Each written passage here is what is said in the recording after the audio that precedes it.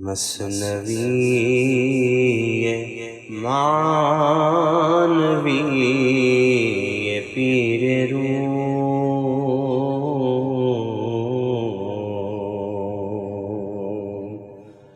مثنوی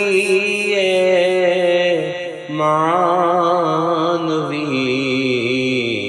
پیر روم،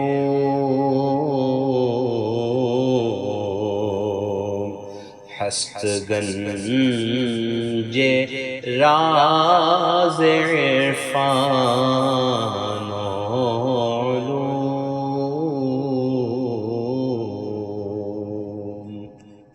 بسم اللہ الرحمن الرحیم، الحمدللہ رب العالمین، والصلاة والسلام علی سیدنا و مولانا محمد سید الاولین والآخرین وعلی آلہ واصحابہ اجمعین، اما بعد۔ حضرت لقمان کے شاہ ہونے کے بارے میں اصلی اس سے پہلے کی نشست میں ہم نے سنا، اور یہ بھی بتایا گیا تھا کہ چونکہ بادشاہ حضرت لقمان کی حقیقت کو جان گیا تھا، اس لیے وہ ان کی بہت عزت کرتا تھا، اور یہاں پر حضرت لقمان کی جو عزت تھی بادشاہ کے دل میں، اس کے جو اسباب تھے، اس کا ایک خاص سبب بیان کیا جا رہا ہے کہ حضرت لقمان نہ صرف یہ کہ حکمت والے، متقی، پرہیزگار، نیک، بااخلاق تھے، بلکہ آپ بڑے ظرف والے بھی تھے۔ ظرف والوں کی نشانی یہ ہوتی ہے کہ جب وہ کسی سے کوئی خدمت لیتے ہیں، جب وہ کسی کا احسان لیتے ہیں تو بھولتے نہیں ہیں، اور وقت آنے پر اپنے اعمال سے اس کو ثابت کرتے ہیں کہ ہم اس کو تسلیم کرتے ہیں کہ آپ نے ہمارے ساتھ کیا ہے، بھولتے نہیں ہیں۔ کچھ لوگ ایسے ہوتے ہیں کم ظرف، کسی سے کوئی خدمت یا کسی سے کوئی احسان لینے کے بعد وقت آنے پر بھول جاتے ہیں، وہ کم ظرف آدمی کی نشانی ہوتی ہے۔ یہ جو خاص پہلو ہے حضرت لقمان کا، وہ آج بیان کیا جا رہا ہے۔ خواجہ لقماں چو لقمہ را شناخت، بندہ بود اورا و باؤ عشق بافت۔ حضرت لقمان کے اس آقا نے، اس بادشاہ نے جب حضرت لقمان کی حقیقت کو جان لیا، پہچان لیا ان کو کہ کیسے ہیں، تو وہ دل ہی دل میں ان کا غلام ہو گیا۔ بظاہر حضرت لقمان اس بادشاہ کے غلام ہیں، لیکن دل ہی دل میں بادشاہ حضرت لقمان کا غلام ہے، اور ان پر فریفتہ، ان کا دیوانہ، ان کا شائدہ ہو گیا۔ اب دیوانگی، اور اس دیوانگی میں جو بھروسہ پیدا ہوتا ہے، وہ بھروسہ بھی بادشاہ کی ایک مثال ہے جو آج ہم پڑھیں گے۔ ہر تعمے کاوری دندے بوے، کسوئے لقمہ فرستات زپے۔ اب اس کی عقیدت کا آپ اندازہ کیجئے کہ کہا جاتا ہے کہ جب بھی وہ کوئی کھانا کھاتا تھا، پہلے حضرت لقمان کو کھلاتا تھا۔ اگر حضرت لقمان اس سے پاس بھی نہ ہوں، کچھ فاصلے پر بھی ہوں، تو وہ پہلے وہاں بھیجتا تھا، وہ کھانے کے بعد یہ کھاتا تھا۔ عام طور پر بادشاہوں کا طریقہ یہ ہوتا ہے، کچھ بھی کھانے کو چیز جب ملتی ہے تو پہلے کسی کو کھلاتے ہیں۔ ان کا جو سبب ہوتا ہے یہ کہ اگر کوئی غلطی سے کسی زہر آلود چیز کی ملاوٹ اس کے اندر ہو جائے تو اس کا اثر بادشاہ پہ نہ ہو، دوسروں پر ہو، اور اس کو دیکھ کر بادشاہ احتیاط کرے۔ عام طور پر ایسا ہوتا ہے، لیکن اس بادشاہ کے معاملے میں ایسا نہیں تھا۔ وہ تبرکاً ازراہ ادب حضرت لقمان کے پاس بھیجتا تھا، پہلے آپ شروع کریں، پہلے آپ کھائیں گے تو بچنے کے بعد میں کھاؤں گا، یہ اس کا ادب تھا۔ تاکہ لقمہ دست سوئے آبرد، خاصدن تا خواجہ پس خوردش خرد۔ تاکہ حضرت لقمان پہلے اس میں اپنا ہاتھ ڈالیں، پہلے اس کا افتتاح کریں، خود اپنے دست مبارک سے اس میں سے کھائیں، اور پھر ان کا جھوٹا بادشاہ کھائے۔ سور او خوردے و شور انگیختے، ہر طعامے کو نہ خوردے ریختے۔ اور حضرت لقمان کسی بھی چیز میں سے کچھ کھا کر جب بچا کر بھیج دیتے تو وہ اس میں سے کھا لیتا، اور کھانے کے بعد ان کا بچا ہوا کھانے کی وجہ سے اس کے اندر ایک مستی پیدا ہو جاتی۔ اور اگر کوئی چیز حضرت لقمان نہیں کھاتے تو وہ بھی نہیں کھاتا، اگر حضرت لقمان چھوڑ دیتے تو وہ بھی چھوڑ دیتا، نہیں کھاتا۔ ورب خوردے بے دلو بے اشتہا، این بوت پیوستگی بے منتہا۔ اور اگر کبھی مجبوری میں حضرت لقمان کے نہ کھانے کے باوجود یہ کھا بھی لے تو بڑی بے دلی کے ساتھ، با دل ناخواستہ کہتے نا، دل نہیں چاہ رہا ہے مگر زبردستی کھا رہے ہیں، اس طرح کا کھاتا تھا، اور بالکل بے رغبتی رہتی تھی اس کی، کھانے میں کوئی دلچسپی نہیں، کیونکہ لقمان نہیں کھائیں۔ ایک عجیب قسم کا معاملہ تھا اس کا، اندرونی طور پر حضرت لقمان کے ساتھ جو اس کا تعلق تھا، آپ اس کا ذکر کرتے ہوئے کہتے ہیں کہ ای بوت پیوستگی بے منتہا، بے انتہا تعلق پیوستگی نسبت اٹیچمنٹ ایسے ہی ہوتا ہے۔ خورپزا آورد بودن در مغاں لیک غائب بود لقمہ آزماں۔ اگر بادشاہ کے پاس کوئی تحفے میں کوئی چیز آ جاتی تو جب تک حضرت لقمان اس کو نہ کھاتے وہ کھاتا نہیں تھا۔ ایک مرتبہ خربوزہ آیا، تحفے میں خربوزہ آیا، تو طریقے کے مطابق بادشاہ حضرت لقمان کو پہلے کھلانا چاہتا تھا، لیکن حضرت لقمان اس وقت وہاں موجود نہیں تھے۔ گفت خواجہ با غلامے کے فلاں زود رو فرزند لقمہ را بخاں۔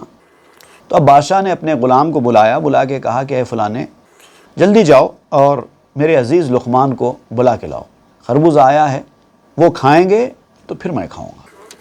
چونکہ لقمہ آمد و پیشش نشست، خواجہ پس بے گرفت سکین بدست۔ اب جب حضرت لقمان آئے تو اس بادشاہ نے آئے اور بادشاہ کے سامنے بیٹھ گئے، تو اب بادشاہ نے وہ خربوزہ منگایا اور اپنے ہاتھ میں چھری لی اور اس کے بعد اس کو کاٹا۔ چوں بری دو داد اورا یک بری ہم چو شکر خوردشو چوں انگبی۔ اس کے بعد اس میں سے ایک سلائس بادشاہ نے کاٹا اور حضرت لقمان کی طرف بڑھا دیا۔ حضرت لقمان نے اس کو ہاتھ میں لیا اور کھانا شروع کر دیا، اور ایسا مزے لے کر کھا رہے تھے، ایسا معلوم ہو رہا تھا کہ کوئی شکر کا ہے یا پھر شہد کا ہے۔ جیسے شہد اور شکر آدمی چاٹ کر کھاتا ہے، چٹخارے لے کر کھاتا ہے، ویسے آپ خربوزے کو چٹخارے لے کر کھانے لگے۔ اس خوشی کے خرد داد اورا دوم تا رسیداں گر چہا تا ہف دہم۔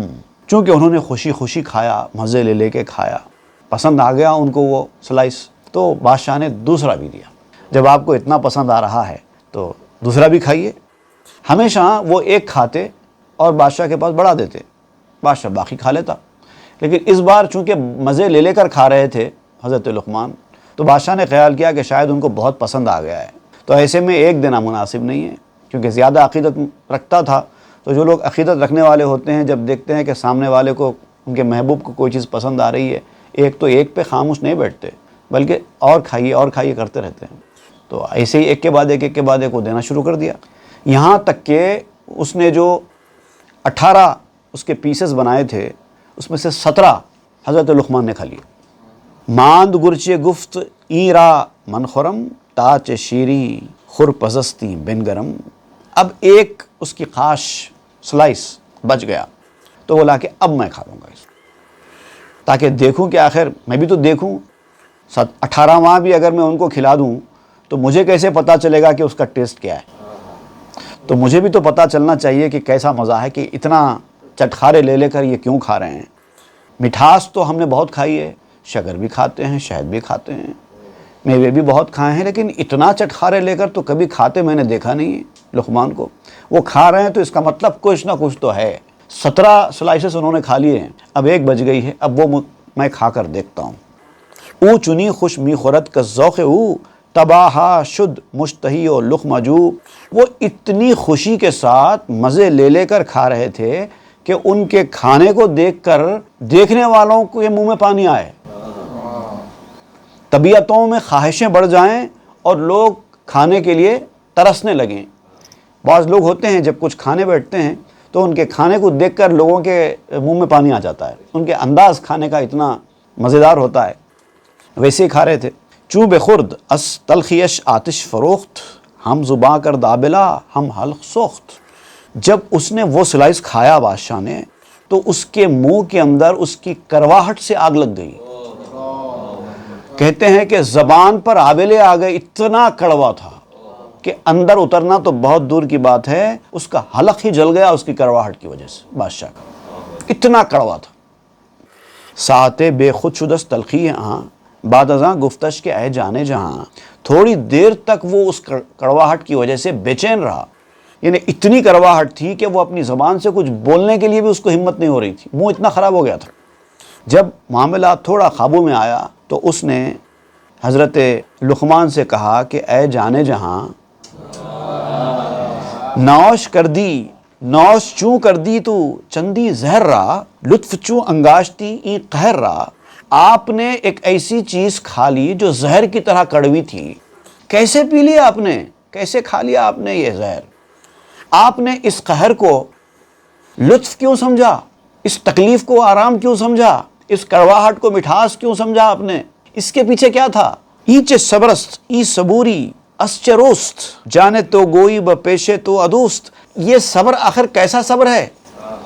اور یہ اس طرح صبر آتا کیسے ہے؟ کس طرح کا صبر کرنا ہے؟ یہ ایسا لگتا ہے اتنی کڑوی چیز، وہ بھی 17 سلائس آپ نے کھا لیے، ایسا لگتا ہے کہ آپ اپنی جان کو اپنا دشمن سمجھتے ہیں. ایک سلائس تو مجھ سے کھایا نہیں جا رہا ہے، ایک سلائس میں میرے منہ کی حالت خراب ہو گئی ہے، آپ نے 17 سلائس کیسے کھا لیے؟ اس قدر دشمنی اپنی جان سے، سمجھ میں نہیں آتا ہے. چون نیا وردی بحیلت حجتے کہ میرا عذریست بس کن ساعتے.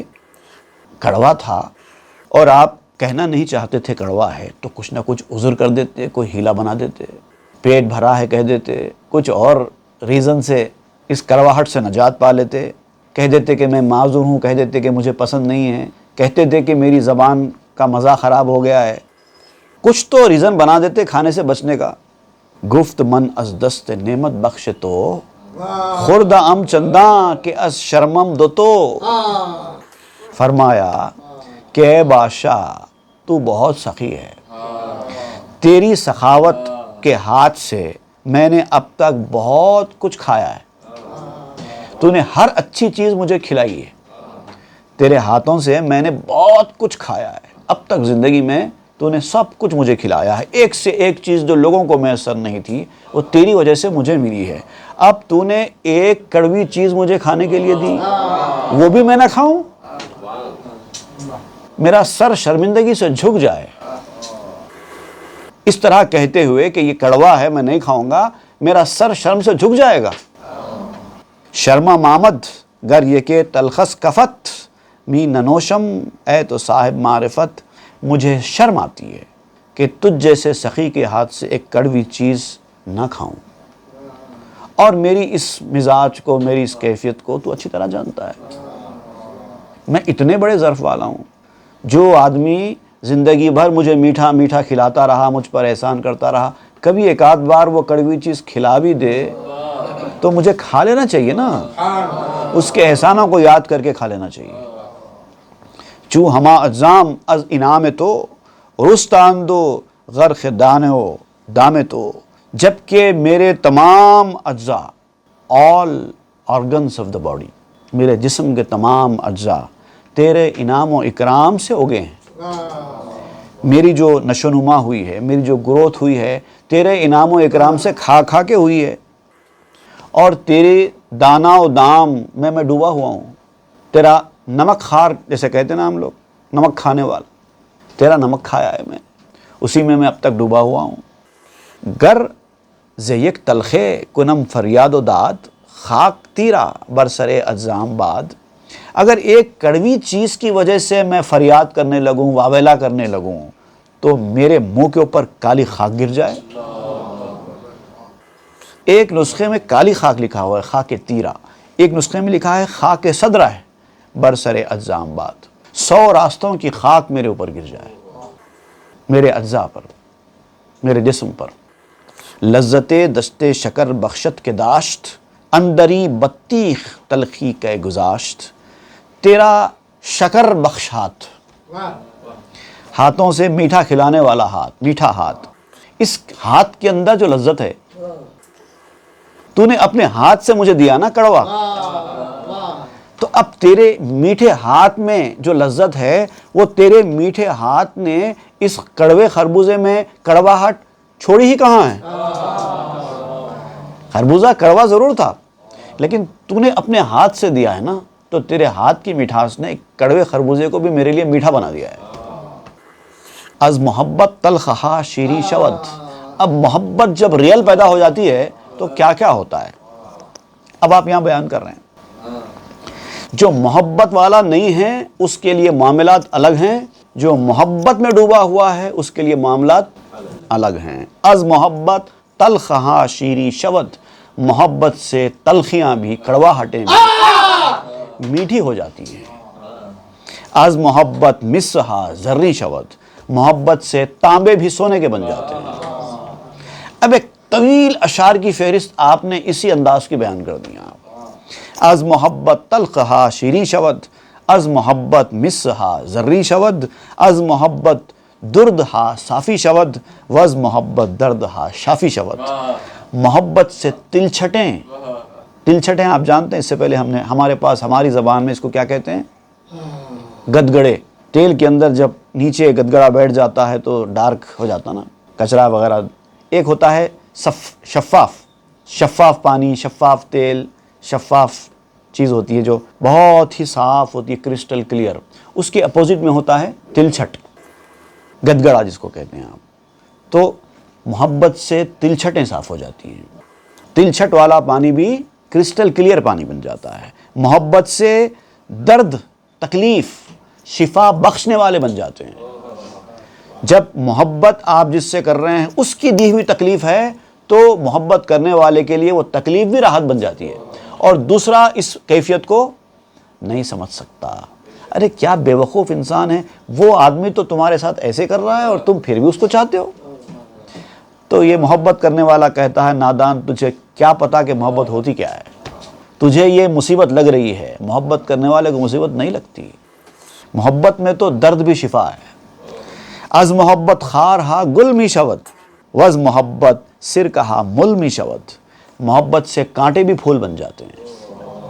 محبت سے سرکہ جیسی کھٹاس والی چیز بھی شراب بن جاتی ہے. اس سے نشہ ملتا ہے، سرکے سے نشہ لیتا ہے آدمی. از محبت دار تختے می شود وز محبت بار بختے می شود. محبت سے سولی بھی تخت بن جاتی ہے. جب کسی محبت والے کو محبت جس سے وہ کرتا ہے وہ اگر سولی پہ چڑھا دے تو وہ ایسے سولی پر چڑھتا ہے جیسے کہ کوئی تخت و تاج اس کے سر پر آ رہا ہو. آنے دیجئے. محبت سے بار بھی، یعنی بوجھ بھی، برڈن بھی اس کی قسمت بن جاتی ہے، اس کا نصیبہ بن جاتا ہے. وہ برڈن کو، بار کو، بوجھ کو بوجھ نہیں سمجھتا. از محبت سجن گلشن می شود بے محبت روضہ گلخن می شود. محبت سے جیل میں بھی چمن بن جاتا ہے، قید خانہ بھی چمن بن جاتا ہے، اور محبت کے بغیر باغ بھی بھٹی بن جاتا ہے. اگر محبت نہ ہو تو باغ بھی بھٹی بن جاتا ہے. از محبت نار نورے می شود وز محبت دیو حورے می شود. محبت سے آگ بھی نور بن جاتی ہے، اور محبت سے شیطان بھی حور بن جاتا ہے. دیو اصل کہتے ہیں بدصورت، بد شکل کو.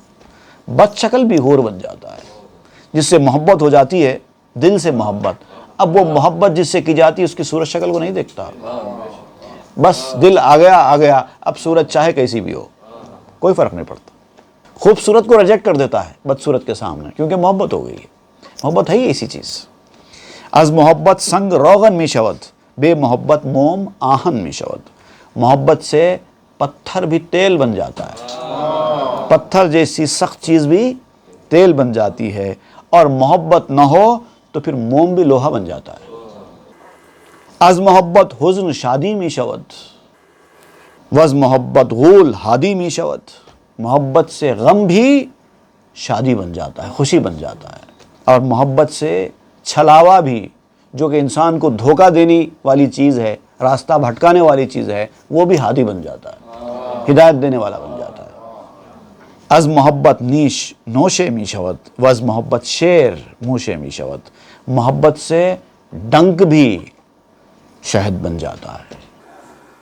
شہد کی مکھی ڈنک رکھتی ہے، لیکن اسی شہد کی مکھی کے منہ سے شہد نکلتا ہے. تو آپ کہتے ہیں محبت کی وجہ سے ہوتا ہے، ڈنک سے شہد نکلتا ہے.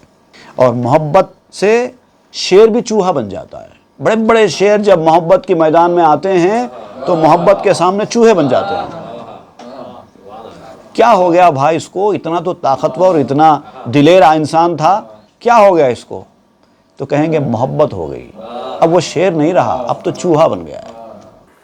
از محبت سقم صحت می شود. سقم کہتے ہیں بیماری کو. محبت سے بیماری بھی صحت بن جاتی ہے. وز محبت قہر رحمت می شود. قہر بھی، غصہ بھی محبت میں رحمت بن جاتا ہے. محبت آپ جس سے کر رہے ہیں وہ آپ پر غصہ بھی کرے تو آپ اس کو رحمت کی طرح ٹریٹ کرتے ہیں. یہ میرے حق میں رحمت ہے، یہ غصہ بھی. از محبت خار سوسن می شود وز محبت خانہ روشن می شود. محبت سے کانٹا بھی گلاب اور سوسن بن جاتا ہے اور محبت سے گھر روشن ہو جاتا ہے. اب یہ ساری باتیں جو آپ بیان کر رہے ہیں، جو کیفیات بیان کر رہے ہیں، اس کیفیات کا اندازہ صرف محبت کرنے والا ہی سمجھ سکتا ہے.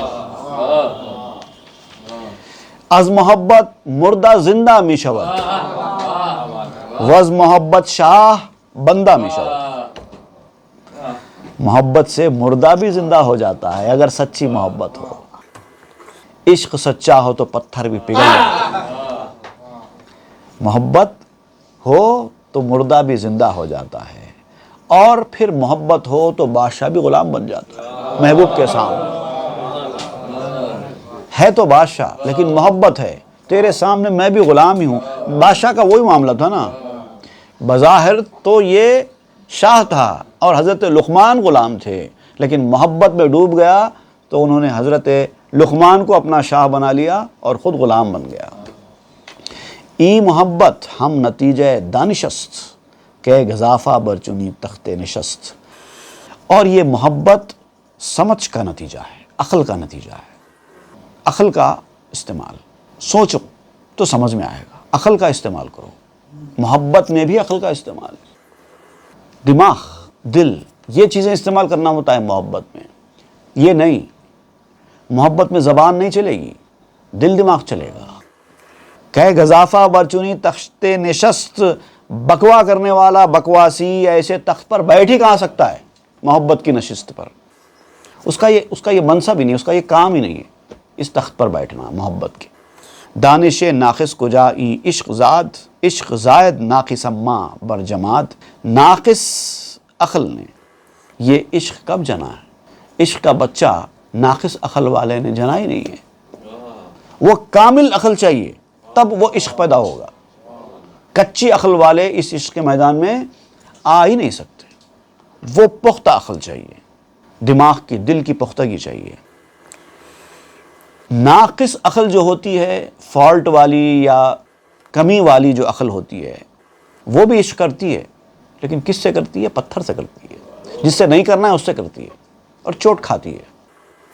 جمادات سے عشق کرنے والے، پتھر دلوں سے عشق کرنے والے، جس سے عشق نہیں کرنا ہوتا ہے اس سے عشق بھی کرتے ہیں لوگ، کم عقل لوگ. عشق تو سب کرتے ہیں، محبت تو سب کرتے ہیں، لیکن کس سے کرنا ان کو پتہ نہیں ہے. جس سے کرنا ہے اس کو تو بھول جاتے ہیں، اور جس سے نہیں کرنا چاہیے اس سے کر بیٹھتے ہیں اور پھر چوٹ کھاتے ہیں. پتھر سے کر لیتے ہیں. پتھر سے دل لگایا اور دل پہ چوٹ کھائی. بر جماد رنگ مطلوب چو دید از سفیر بانگ محبوب شنید. ایک پتھر پر محبوب کا رنگ دیکھ لیتے ہیں اور اس سے محبت کر بیٹھتے ہیں. سیٹی سے محبوب کی آواز آتی ہے تو اس سے عشق کر بیٹھتے ہیں. دانش ناقص ندانند فرق را لاجرم خورشید داند برق را. جو ناقص عقل ہوتی ہے وہ اس فرق کو نہیں سمجھ سکتی کہ کس سے عشق کرنا ہے، کس سے نہیں کرنا ہے. اب یہ لوگ ایسے ہوتے ہیں، جب بجلی چمکتی ہے تو بجلی کی روشنی کو دیکھ کر سورج سمجھ لیتے ہیں. سورج سے بھی روشنی نکلتی ہے، بجلی سے بھی روشنی نکلتی ہے. سورج کی روشنی میں اور بجلی کی روشنی میں کیا فرق ہے؟ سورج کی روشنی ہمیشہ قائم ہوتی ہے، بجلی کی روشنی ایک سیکنڈز کے لیے آتی ہے اور چلی جاتی ہے. دونوں ایک طرح کی روشنی نہیں ہے. بجلی کے کڑکنے سے بھی روشنی آتی ہے، لیکن کیسے؟ پلک جھپنے کی اتنی روشنی ہوتی ہے، ختم. اس سے آپ کوئی کام نہیں کر سکتے. اس کی روشنی میں کوئی خط نہیں پڑھ سکتے، کوئی سوئی نے دھاگا نہیں پرو سکتے. ان کو یہ فرق نہیں معلوم ہے. یہ جو روشنی ہے جس سے آپ عشق کر رہے ہیں، یہ کچھ لمحات کی ہے، اس کے بعد آپ کو کوئی دلچسپی نہیں ہوگی. جب تک بجلی کڑکتی ہے، روشنی آتی ہے، آپ کو کچھ دکھائی دیا، اس کے ساتھ ہی اچانک ختم، معاملہ ختم، عشق بھی ختم. یہ کون سا عشق ہوا کہ پلک جھپکتے عشق ختم ہو گیا، سیکنڈز میں، منٹس میں آپ کا عشق ختم ہو گیا؟ یہ ہے بجلی کی روشنی، بجلی کے کڑکنے کی روشنی کا عشق نہیں. سورج کا عشق چاہیے، وہ عشق اصل عشق ہے. چونکہ ملوں خواند ناقص را رسول بود در تعویل نقصان اخول. حضور صلی اللہ علیہ وسلم نے ناقص انسان کو ملعون کہا ہے. اب یہ کون سی روایت ہے، کہاں ہے، مجھے نہیں ملی ہے. اللہ بہتر جانتا ہے کہ کہاں پر یہ روایت ہے اور کس حوالے سے یہ کہی گئی ہے. لیکن مولانا روم بیان کر رہے ہیں، کر کے وضاحت کرتے ہیں کہ ناقص کو جو ملعون کہا گیا ہے، لعنتی کہا گیا ہے، وہ ملعون ہونا ناقص کا جسم کے ناقص ہونے سے نہیں ہے، عقل کے ناقص ہونے والے کے لیے ہے۔ بود در تعویل نقصان عقول، عقلوں کی کمی کی طرف اشارہ ہے، یہ جسم کی نہیں۔ اب کیوں نہیں ہے وہ آپ بیان کرتے ہیں۔ ذاک ناقص تنوعد مرحوم رحم نیست بر مرحوم لائق لعن و زحم، اس لیے کہ ناقص جسم جو ہوتا ہے، اگر ناقص پن کی وجہ سے یہ کہا گیا ہے معلوم، تو ناقص جسم کا ہونا وہ تو قابل رحم حالت ہے۔ کسی کے جسم میں کوئی خرابی ہے، کوئی کوتاہی یا کوئی فالٹ ہے، تو اس کے اوپر تو رحم کیا جاتا ہے۔ فزیکلی ہینڈیکیپڈ اگر آدمی ہے تو اس کے اوپر تو رحم کیا جاتا ہے، قابل رحم حالت ہوتی ہے اس کی، اس کو لعنت نہیں بھیجتے۔ اگر آپ یہ سمجھتے ہیں کہ یہ ناقص کو جو لعنت کہی گئی ہے وہ جسمانی اعتبار سے ناقص پر لعنت کہی گئی ہے، تو ایسا صحیح نہیں ہے، کیونکہ وہ تو قابل رحم ہے، اس کو تو سہولتیں دی جاتی ہیں، آرام دیا جاتا ہے۔ بوڑھا آدمی نماز بیٹھ کر پڑھتا ہے، بیمار آدمی بغیر وضو کے تیمم سے نماز پڑھ لیتا ہے، اس کو تو سہولتیں دی جاتی ہیں۔ جو جسمانی طور پر معذور ہے اس کو لعنت تھوڑی بھیجی جائے گی۔ یہاں لعنت بھیجی جا رہی کا مطلب یہ ہے کہ وہ آدمی جسمانی طور پر ناقص نہیں ہے، عقل کے اعتبار سے ناقص ہے، کچی عقل ہے، اس کی پختگی نہیں ہے، اسی لیے اس ناپختگی کی وجہ سے وہ ایسے لوگوں سے عشق کر رہا ہے جس کو عشق نہیں کرنا چاہیے۔ نقص اخلص تاں کے بد رنجوریست موجب لعنت سزائے دوریست، بری بیماری عقل کی کمی ہے۔ اصل جسمانی اعتبار سے اگر بیماری آ جائے تو وہ کوئی بری چیز نہیں ہے، بری بیماری جس کو کہتے ہیں وہ عقلوں کی بیماری ہے جو لعنت کا سبب ہے، اور اس سے دور رہنا چاہیے، دور رہنے کے قابل وہ ہے۔ ذاک تکمیل خردہا دور نیست لیک تکمیل بدن مقدور نیست، کیونکہ آپ کہتے ہیں کہ عقل اگر کسی کے ناقص ہو جائے تو اس کی تکمیل کرنا کوئی ناممکن بات نہیں ہے۔ کم عقل آدمی ہیں، اس کو سمجھا کر، پڑھا کر، لکھا کر، تربیت کر کے اس کی عقل کو پختہ کیا جا سکتا ہے، ناممکن تو نہیں ہے۔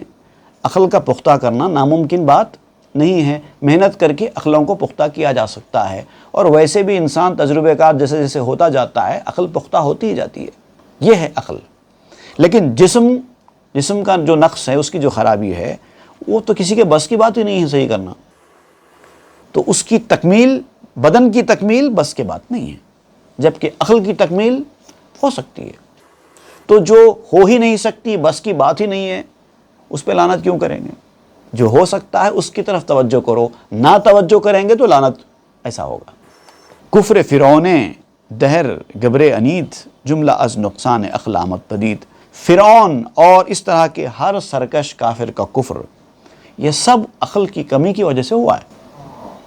اگر عقل ہوتی فرعون کے پاس ہر چیز تھی، وہ باطنی عقل جس سے ایمان نصیب ہوتا ہے وہ نہیں تھی، اسی وجہ سے وہ کفر کے راستے پر گیا۔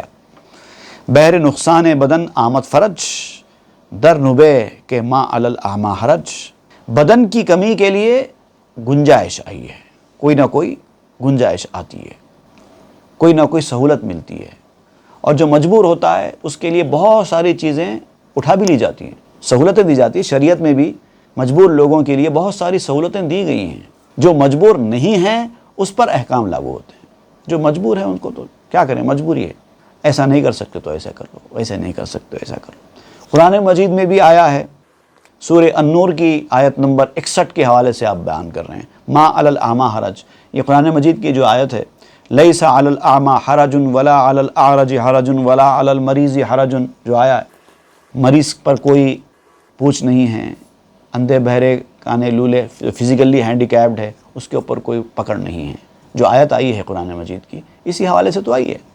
برق آفل باشدو بس بے وفا آفل از باقی ندانت بے صفا، بجلی جو ہوتی ہے جب چمکتی ہے تو تھوڑی دیر میں چھپ جاتی ہے، گویا کہ بے وفا ہوتی ہے۔ بجلی کی روشنی بجلی سے نکلتی تو ہے لیکن بے وفائی کرتی ہے، آتی ہے اور چلی جاتی ہے، اس کو نور نہیں کہتے۔ اب ایک سورج کی روشنی ہے جو وفادار ہوتی ہے، اور ایک وقت پر آپ کے سامنے آتی ہے، ایک وقت تک رہتی ہے، آپ جتنا اس سے استفادہ کرنا چاہیں کر سکتے ہیں، یہاں تک کہ وہ جس مقام پہ پڑتی ہے اس کو بھی روشن کرتی ہے، کبھی کبھار جس مقام پہ نہیں پڑتی وہاں تک بھی اس کی روشنی کے اثرات جاتے ہیں، دن کے وقت پہ آپ کے گھر کے کمرے میں بھی روشنی ہوتی ہے، حالانکہ کمرے کے اندر سورج نہیں ہوتا، دھوپ نہیں پڑتی۔ اس قدر روشنی اس کی انسان کے لیے فائدہ پہنچاتی ہے کہ جہاں سورج کی روشنی نہیں پڑ رہی ہے وہاں پر بھی گھر روشن ہو رہا ہے۔ یہ مستقل روشنی ہے سورج۔ اور پھر سن لائٹ کے اندر جو ہوتا ہے، جو اس کے فائدے ہیں، جو اٹھانا ہے اٹھاتے ہیں اس کے فائدے، لیکن اس کو بجلی کی روشنی سے کیا نسبت ہے؟ آپ یہ بتا رہے ہیں ایک عشق حقیقی ہے، ایک عشق مجازی ہے۔ عشق تو سب کر رہے ہیں، حقیقی عشق بھی ہو رہا ہے، مجازی عشق بھی ہو رہا ہے۔ آپ دونوں کو سمجھانے کے لیے بتا رہے ہیں کہ حقیقی عشق کی مثال سورج کی روشنی کی ہے اور مجازی عشق کی مثال بجلی کی چمک سے ملنے والی روشنی کی ہے، جو بے وفا ہوتی ہے، صرف لمحے کے لیے آتی ہے اور چلی جاتی ہے، اور اس عشق کا مزہ بھی لمحوں کا ہوتا ہے، صرف سیکنڈز کا ہوتا ہے، اور یہ مزہ ابد الآباد ہوتا ہے، ختم ہی نہیں ہوتا۔ برق خندت بر کے می خندت بگو بر کسے کہ دل نہد بر نور او۔ اب آپ کہتے ہیں کہ بجلی جو ہوتی ہے، اصل میں برق خندت کہتے ہیں بجلی چمکنے کو فارسی میں۔ برق خندت مطلب بجلی مسکرائی، بجلی ہنسی۔ بجلی کا جو چمکنا ہوتا ہے وہ ہنسنے کی طرح کا ہے نا، جیسے کوئی آدمی ایک دم اپنے بانچھیں کھول کر ہنستا ہے، پھر تھوڑی دیر کے اندر اس کی ہنسی ختم ہو جاتی ہے، وہی کیفیت ہے بجلی کی۔ اسی لیے فارسی محاورے کے مطابق بجلی چمکنے کو بجلی کا ہنسنا کہتے ہیں۔ تو بجلی ہنستی ہے، بتا کس پر ہنستی ہے؟ اب آپ پوچھ رہے ہیں بجلی ہنستی ہے تو کس پر ہنستی ہے؟ برکسے کہ دل نہد بر نور او، اس پر ہنستی ہے، اس کا مذاق اڑاتی ہے کہ جو اس کی چمک کو روشنی سمجھ بیٹھے۔ نور ہائے برق بے بریدہ پیست آنچ لا شرقی و لا غربی کیست۔ بجلی کے جو نور ہیں، اس کی جو روشنیاں ہیں، اس کے اصل میں پیر کٹے ہوئے ہیں۔ پیر کٹا آدمی جیسا ہوتا ہے نا، دونوں پیر کٹے ہوئے کیسا ہوتا ہے، اس طرح کی روشنی ہے وہ۔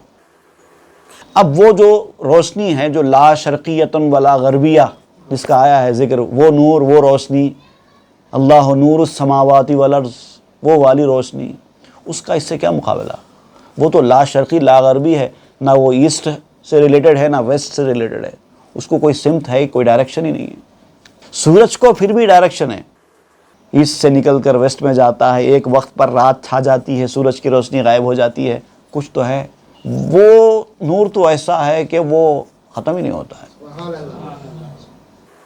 برق را چو یختف الابصار داں نور باقی را ہما ابصار داں۔ بجلی جب چمکتی ہے تو اس کے بارے میں منافقوں کا ذکر کرتے ہوئے قرآن مجید میں فرمایا گیا پہلے پارے میں، یکاد البرق یخطف ابصارہم کلما اضاء لہم مشوا فیہ۔ اس کی طرف حوالہ دیتے ہوئے آپ کہتے ہیں کہ جب بجلی چمکتی ہے تو ان کو ایسے لگتا ہے کہ بجلی آئے گی اور ان کی نگاہوں کو اچک لے گی۔ ہوتی کیا ہے مگر کچھ وقت کی ہوتی ہے۔ تو آپ سمجھتے ہیں بجلی کو ایسے ہی نگاہوں کو اچک لینے والی بجلی سمجھو، تمہاری اصل بینائی کو چھین لے گی یہ بجلی۔ تمہاری جو نگاہیں ہیں اس نور کو دیکھنے کے قابل نگاہیں، اللہ تعالیٰ نے آپ کو نگاہیں دی تاکہ آپ سورج کی روشنی کی مدد سے اس نور سے ساری چیزوں کو دیکھیں، اور یہ جو بجلی کی روشنی ہے یہ انہی نگاہوں کو اچکنے کے لیے آتی ہے۔ عشق مجازی کی طرف، دنیاوی عشق کی طرف اگر آپ جائیں گے تو عشق حقیقی سے دور ہو جائیں گے۔ یہ لوگ آپ کو عشق حقیقی سے دور کرنا چاہتے ہیں، اس راہ سے ہٹانا چاہتے ہیں، اور وہ باقی رہنے والا جو نور ہے وہ مجسم نگاہ ہیں، سر سے پاؤں تک آنکھ۔ ایک چیز ہوتی ہے جو آپ کے جسم کے اندر چھوٹی سی اتنی آنکھ ہے، اسی سے آپ پوری دنیا دیکھ رہے ہیں، اور وہ جو بجلی ہے جو عشق مجازی کی شکل میں کچھ لمحے کے لیے چمکتی ہے اور رک جاتی ہے، وہ آپ کی آنکھوں کی روشنی چھیننے کے لیے ہوتی ہیں۔ اگر آپ قریب جا کر کسی بجلی کو چمکتا ہوا دیکھ لیں شاید آپ کی بینائی چلی جائے، ایسے مناظر بھی ہیں۔ تو بجلی انسان کی آنکھوں کی بینائی بھی چھین سکتی ہے، لیکن یہ جو عشق حقیقی کا نور ہے یہ تو ایسا ہے، آنکھ تو بہت دور کی بات ہے، اتنا چھوٹی سی آنکھ ہے آپ کے جسم میں، آپ کو سر سے لے کے پاؤں تک آنکھ بنا دے، اتنا بڑا فرق ہے۔ برکف دریا فرس را راندنست نام را در نور برق خواندنست۔ جو لوگ بجلی کی روشنی میں، جنہیں بجلی کی روشنی سے محبت کرتے ہیں، عشق مجازی کی محبت، عارضی محبت کا شکار ہوتے ہیں، ان کا معاملہ ایسے ہی ہے جیسے دریا کے جھاگ کے اوپر گھوڑا دوڑانا۔ نامرا در نور برق خواندنست، یا پھر خط لے کے جانا اندھیری رات میں اور بجلی کے نیچے کھڑے ہو کر پڑھنے کی کوشش کرنا خط کو، روشنی بجلی کی چمکتے ہی خط پڑھنا۔ پڑھ سکتے؟ شاید ایک آدھ حرف کچھ پڑھ لیں، کیونکہ اس سے زیادہ تو بجلی چمکتی ہے، اتنا روشنی دیتی ہی نہیں ہے۔ تو آپ پورا کا پورا خط بجلی کی چمک کے اندر کہاں سے پڑھ سکتے ہیں؟ از حریسی عاقبت نادیدنست، بر دل و بر عقل خود خندیدنست۔ لیکن جن کو حرص اپنا غلام بنا لیتی ہے، لالچ کا شکار ہو جاتے ہیں، وہ اپنی اس نا عاقبت اندیشی، اپنی اس بد نصیبی کا شکار ہوتے ہیں اور بجلی کے پیچھے بھاگتے ہیں، اور پھر بجلی اسی ان کی نا عاقبت اندیشی کا مذاق اڑاتی ہے، ان کی عقل کی، ان کے دل کی ہنسی اڑاتی ہے۔ کتنا بے وقوف انسان ہے، بجلی کی چمک سے نکلنے والی روشنی میں خط پڑھنا چاہتا ہے، لیکن جو عقل مند ہوتے ہیں وہ کبھی اس عشق کا شکار ہو کر اپنی عمر عزیز کو ضائع ہونے نہیں دیتے۔ عشق ہر کسی کے اندر ہے، اب اس عشق کو صحیح جگہ استعمال کرو۔ طبعاً ہے، ہر انسان کے اندر عشق کا، محبت کا عنصر موجود ہے۔ اب یہ ہے کہ وہ روشنی جو تم کو چاہیے، بجلی کی چاہیے یا سورج کی چاہیے، یہ فیصلہ کر لو۔ اور عقل سے فیصلہ کریں گے تو عقل تم کو سورج کی روشنی کی طرف لے جائے گی، اور نفس کے مطابق فیصلہ کریں گے تو بجلی کی چمک کی طرف لے جائے گا۔ عاقبت بینست عقل از خاصیت، نفس باشد کو نہ بیند عاقبت۔ عقل طبعاً فطرت کے حساب سے عاقبت دیکھتی ہے، انجام دیکھتی ہے۔ کچھ بھی کام کرنے سے پہلے عقل انجام دیکھتی ہے، میں ایسا کروں گا تو اس کا رزلٹ کیا آئے گا، وہ حساب سے کام کرتی ہے، وہ عقل ہوتی ہے۔ لیکن جو نفس ہے وہ انجام کو نہیں دیکھتا، اس وقت جو ہے وہ ہے، بس وہ بعد میں دیکھا جائے گا، انجام جو ہوگا دیکھا جائے گا، اس وقت جو چاہیے چاہیے، بس یہ نفس ہے۔ میں نے آپ کو اس سے پہلے کئی بار یہ مثال دی ہے کہ عقل اور نفس دونوں میں بنیادی طور پر یہ فرق ہوتا ہے۔ عقل آج کا نہیں دیکھتی، رزلٹ کیا آنے والا ہے وہ دیکھتی ہے۔ اسی لیے آپ دیکھیے جو کاروباری لوگ ہوتے ہیں 2 کروڑ 3 کروڑ کاروبار میں لگا دیتے ہیں، خرچ کر دیتے ہیں۔ اگر نفس کے مطابق کام کریں گے تو کبھی نہیں خرچیں گے۔ کیوں خرچہ کریں ہم کروڑ 2 کروڑ کا؟ نہیں کریں گے بھائی، جو دولت ہے ہماری وہ بھی چلی جائے گی۔ عقل کہتی ہے نہیں، جاتی نہیں ہے، فی الحال جا رہی ہے، یہ 2 کروڑ 4 کروڑ 6 کروڑ بنائے گی، یہ عقل کہتی ہے، کیونکہ وہ انجام کو دیکھتی ہے۔ نفس انجام کو نہیں دیکھتا، اس وقت چاہیے، بس وہ جو ہوگا بعد میں دیکھا جائے گا، یہ نفس کرتا ہے۔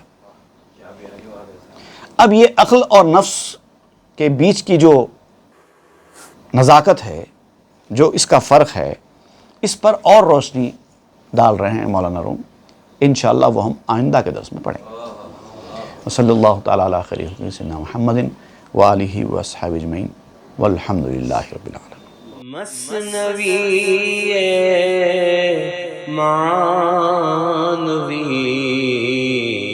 پیر روم،